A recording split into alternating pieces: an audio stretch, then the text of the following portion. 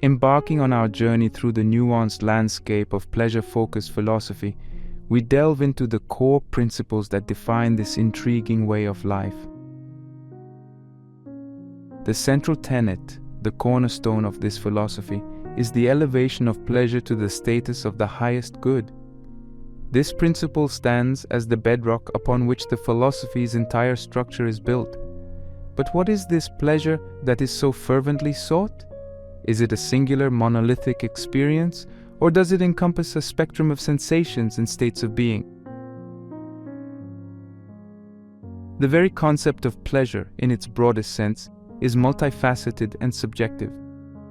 To some, it may manifest as sensory delight, the pleasure derived from a sumptuous meal, the touch of silk, or the melody of a beautifully composed piece of music.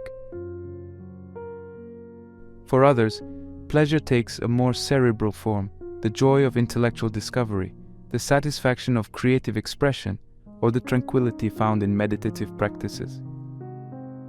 The diversity in the interpretation of pleasure is as vast as the range of human experience itself.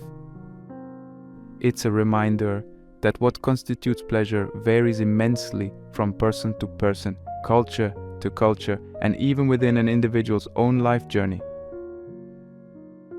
This brings us to the intriguing dichotomy between short-term and long-term happiness.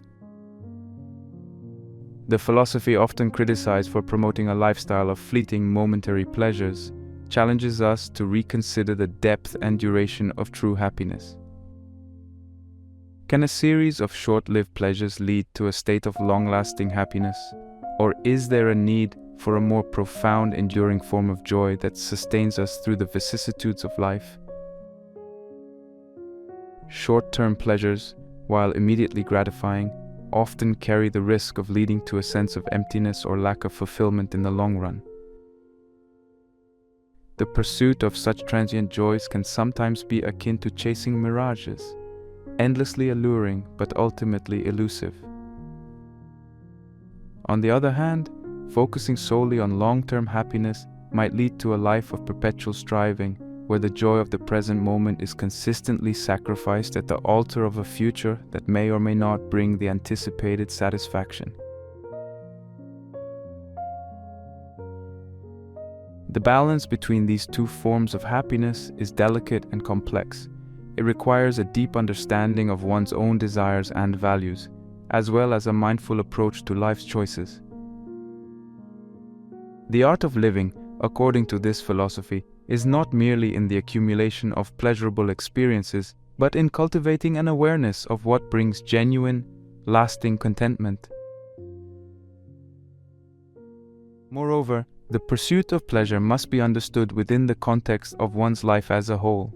It's not about relentless indulgence or hedonistic excess, but rather about finding joy in the various aspects of our existence, from the mundane to the extraordinary. It's about recognizing that pleasure can be found in simple everyday experiences. The warmth of the sun on your skin, a meaningful conversation with a friend, the satisfaction of a job well done. This perspective also invites us to consider the ethical dimensions of seeking pleasure. Is the pursuit of personal pleasure compatible with a morally responsible life? Can one's quest for happiness coexist with the well-being of others and the broader society? These questions challenge us to think deeply about the implications of our choices and the impact they have on the world around us. In exploring these questions, we encounter the concept of enlightened hedonism, a form of the philosophy that advocates for a more holistic approach to pleasure. This perspective suggests that true happiness is not found in isolated moments of pleasure, but in a life lived with purpose, meaning, and connection to others. It emphasizes the importance of balancing personal joy with social responsibility, and of finding pleasure in ways that enrich our own lives as well as the lives of those around us. Furthermore, the interplay between physical and mental pleasures brings an additional layer of complexity to our understanding of happiness. Physical pleasures, while often more immediate and visceral, can be fleeting and sometimes lead to diminishing returns. Mental pleasures, on the other hand, such as the joy of learning, the satisfaction of personal growth, and the peace of a well-cultivated mind often provide a deeper, more enduring sense of fulfillment. This distinction is crucial in understanding the true nature of pleasure. It compels us to look beyond the surface-level delights and to explore the more profound aspects of happiness. It encourages us to cultivate a rich inner life, where the pleasures of the mind and spirit play as significant a role as the pleasures of the body. In this light, the philosophy becomes a journey of discovery, a quest not just for pleasure in its most immediate form, but for a deeper understanding of what it means to live a truly fulfilled and happy life. It's about finding joy in the journey itself, in the process of exploring, experiencing, and evolving. As we navigate through this exploration, we are constantly reminded of the dynamic nature of pleasure and happiness. Our understanding of what brings us joy evolves as we move through different stages of life. The pleasures that delighted us in youth may not hold the same allure in later years.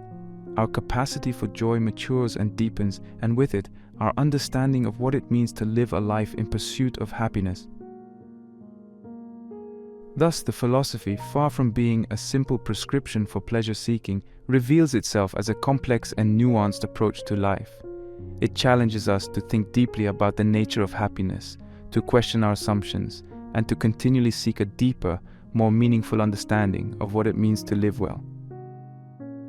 The exploration of pleasure as the highest good opens up a vast and varied landscape of thought and experience. It invites us to question, to reflect, and to seek a deeper understanding of the nature of happiness. It encourages us to find a balance between the joys of the moment and the contentment of a life well lived. In this journey, we are called not just to seek pleasure, but to understand it, to appreciate it, and to find in it the keys to a truly fulfilling life.